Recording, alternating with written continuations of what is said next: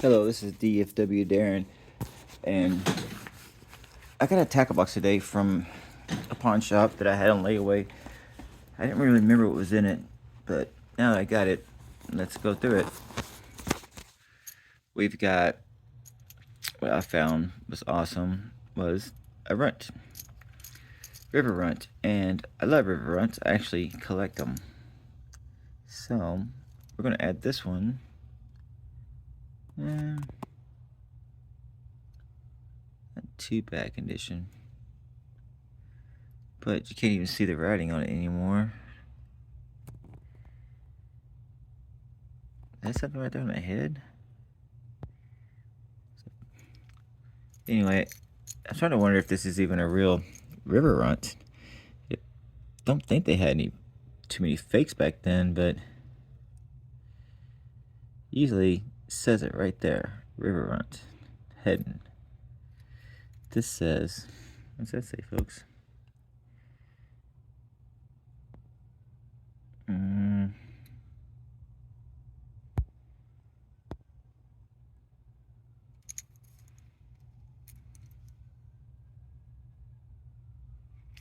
Japan.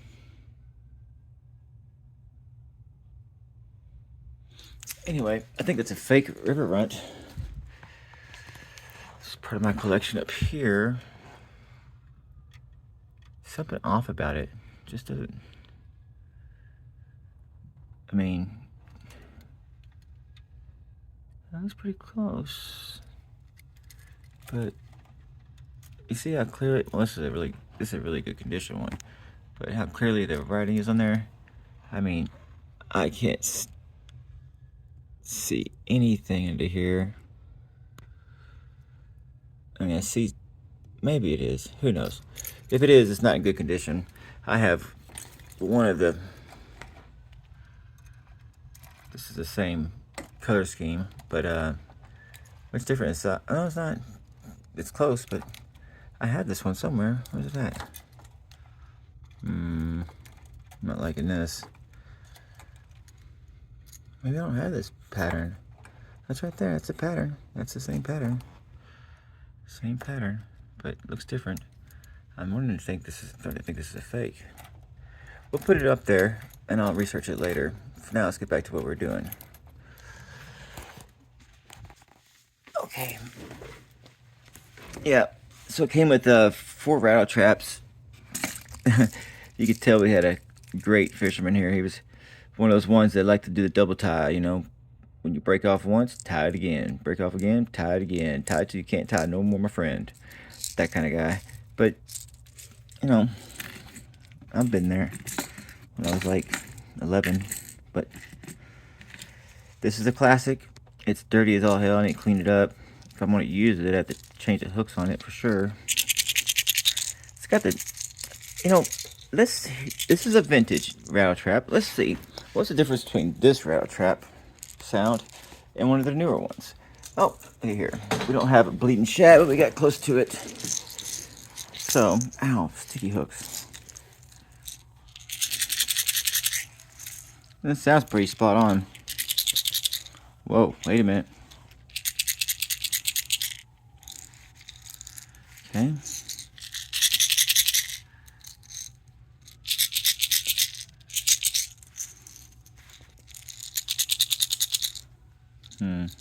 Pretty close though. Maybe it's because it's older, but that's cool. And this pattern is terrible. I wouldn't fish this with, well, I guess I'd fish if I had to, but yeah, I don't think I'm going to be putting hooks on that. That's just a bad pattern in my opinion. I don't care how old it is. This is a classic. You know, you can't lose with this pattern. They used to make them like that, and they may still do, with the orange on the belly.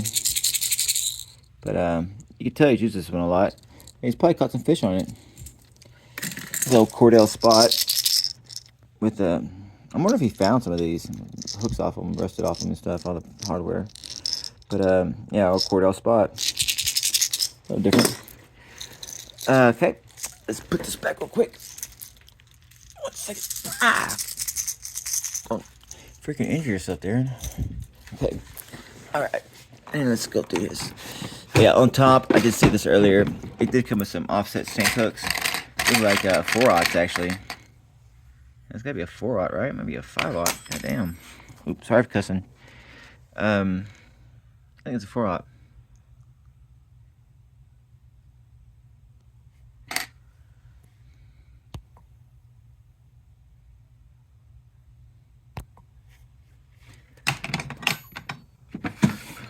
My buddy's texting me on Fishing Buddy.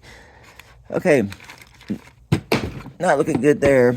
Some old swim baits with a really awesome.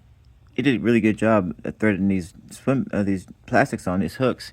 I mean, he did a stellar job at putting those on there. I mean, I want to know this dude's technique. A bunch of hollow belly frogs. This is actually a pretty decent one because it's, wow.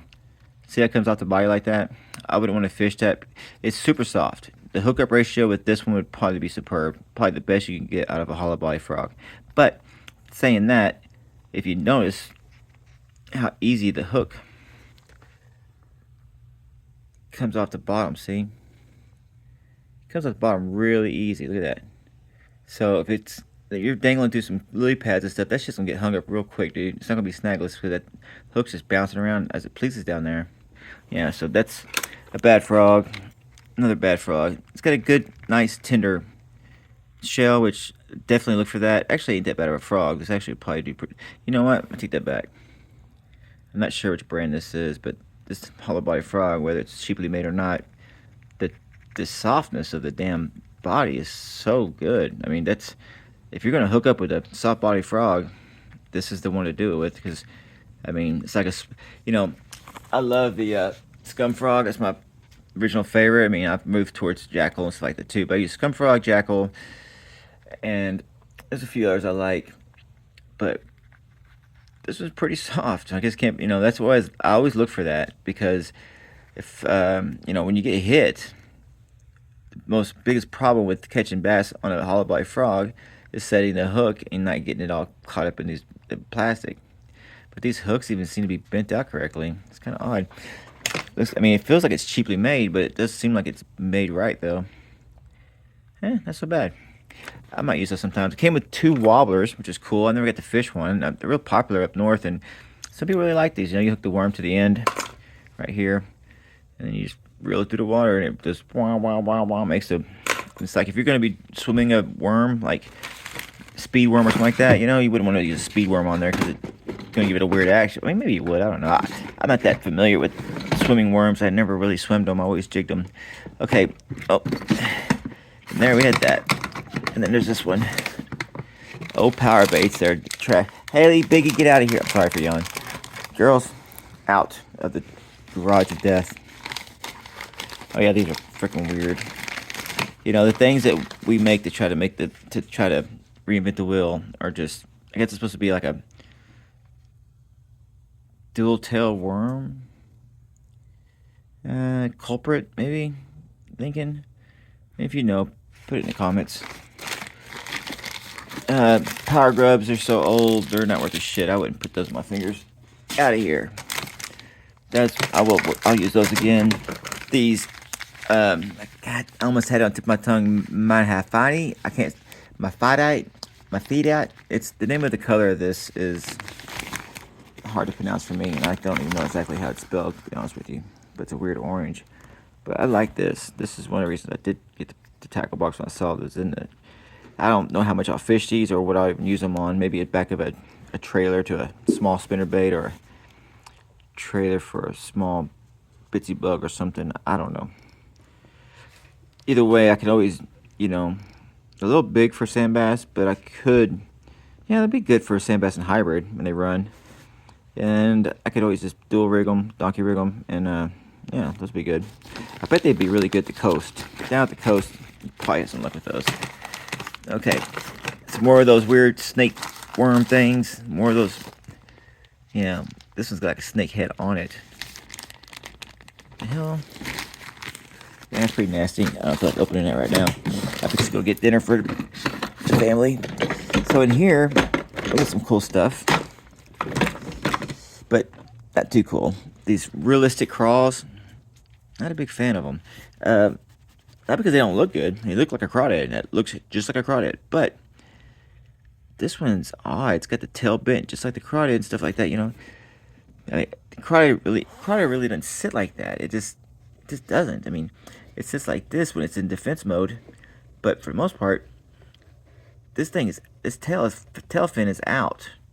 I used to have crawdad fish from ages 6 all the way up to 9, and we used to catch the living snot out of them. We used to sell them in a neighborhood to people. They just bought them to be nice, looking back on it, but I always thought I was selling them fishing bait, which, you know, maybe I was.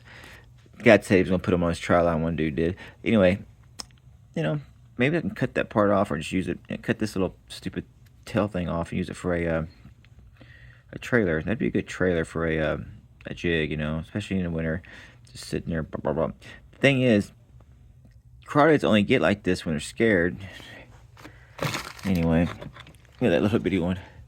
He was big into crawdads. He liked them. A lot of them down here. What's this one right here? They'd be good for panfish, that's for sure. You know, you catch some baby bass. Little baby bass will catch those, but I don't have patience for baby bass. I mean, actually, they're harder to catch nowadays. It seems like baby bass are harder to catch than the big, well, not always. You get a school of baby bass, it's on.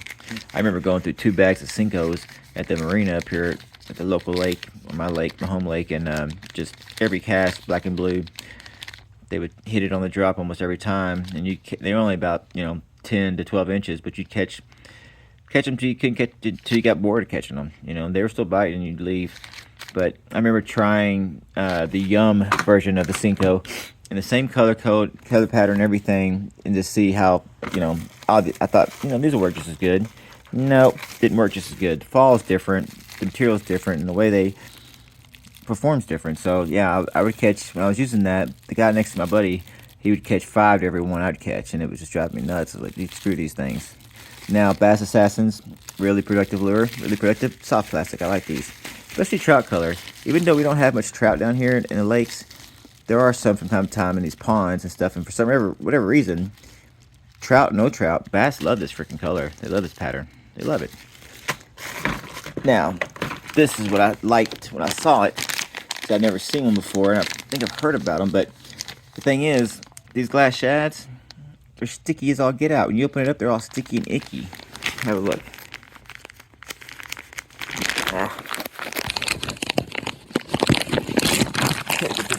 Sorry, folks. All right, here we go. I can't really tell, but like nasty. But they are looking pretty cool, man. I mean, I would throw that on an offset shank hook. And that's pretty much the gist of it. I got some other stuff in here. Let's see this real quick so we can see. Inside here, we had this spool of string. That's the only thing I didn't tell you about. But there's some other plastics in it. But other than that, it's a really nice tackle box. I'm not a tackle box guy. Or am I? Yeah, maybe he's a tackle box guy after all. But this tackle box is nice. It's good. It'll be a good little organizer and compartment. The amount of jig heads I got out of this thing was ridiculous, though. I got so many bags of jig heads. They're in every thing has a little bit of soft plastic jig heads in it. Got a lot of classic. Oh yeah, all these classic tail spinners, little Georges and whatnot. Pretty good, pretty cool. I did find like this right here. That's a classic one when they had the eyes like that. This is really weird though. Check this out. These are all must be older, but I'm not even sure what these are called. Never seen them before, but it's got dual Carl spinners on it, and it's got this weird head on it. The skirt tells me it's old, it's get out, but I'm surprised the skirt's still intact. But yeah, there's 2 of them, a yellow one and yellow and black, which brings me to this. When I was a kid, we'd fish yellow roadrunners, and we'd fish white roadrunners. But I would catch more fish on a yellow roadrunner and a yellow rooster tail, much more than I did the white one. I don't know why. I don't know if it was just the way that the fish wanted it in my area, the region. But yeah, so I noticed that you never see full-size bass jigs. Well, technical difficulty, I'll figure that out later. Oh, I see the lid's open. Anyway, I'm about to close the video. So I want to tell y'all, thank y'all for watching this. And if you made it all the way through to the end, that's pretty awesome. Haven't done much of these. I haven't done any of them. So this is my first full video of something. But house is not as dirty as the garage, I promise you. And we're going to do some organizing around the garage so that it doesn't look so frightening. But I think a lot of you guys can relate.